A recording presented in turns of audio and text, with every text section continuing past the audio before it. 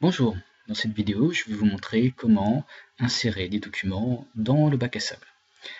Alors, je vais choisir une section qui est libre, la ressource 3, et donc tout d'abord, je vais activer le mode édition. Cela étant fait, j'ai maintenant des symboles qui apparaissent qui vont me permettre d'insérer ou de modifier des activités ou des ressources Moodle. Alors tout d'abord, la première est l'étiquette, présentation de la ressource. Donc je clique sur la petite roue dentée et je vais pouvoir entrer mon texte qui explique. Donc pour pouvoir agrémenter mon texte, je clique sur afficher les outils d'édition. Et sous la ressource, eh bien, je commence à écrire mon texte. Voilà.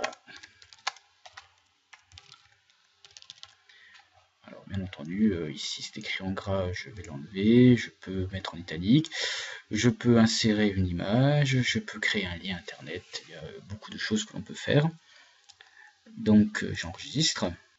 Voilà, donc maintenant mon étiquette ma ressource a son explication. Je vais bien sûr modifier le nom de la ressource en cliquant sous la roue dentée de ressource 3.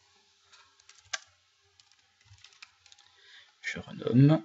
Je peux même mettre un petit texte explicatif en dessous. Mais il est plus joli de le faire sur l'étiquette.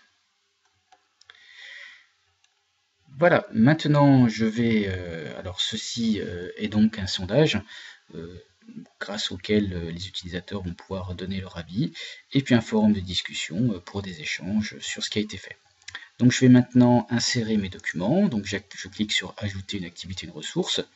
Alors j'ai en général plusieurs fichiers, si je n'avais qu'un fichier, je choisirais fichier.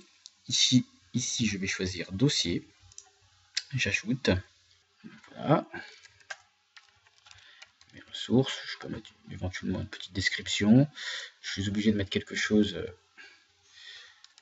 je ne suis pas obligé de la faire afficher, hein. Si je veux faire afficher la description, je cliquerai sur cette case, je cocherai sur cette case, je choisis un dossier où j'ai mes fichiers,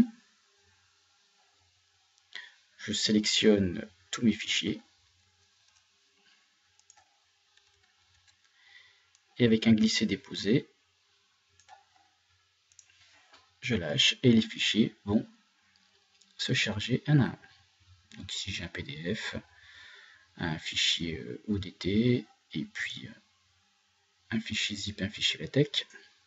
Alors pour des raisons peut-être d'esthétique, chacun verra comme il le souhaite, je vais faire sur la page du cours. L'avantage c'est que les fichiers vont apparaître et j'aurai un accès direct, et donc je laisse cocher afficher les sous-dossiers.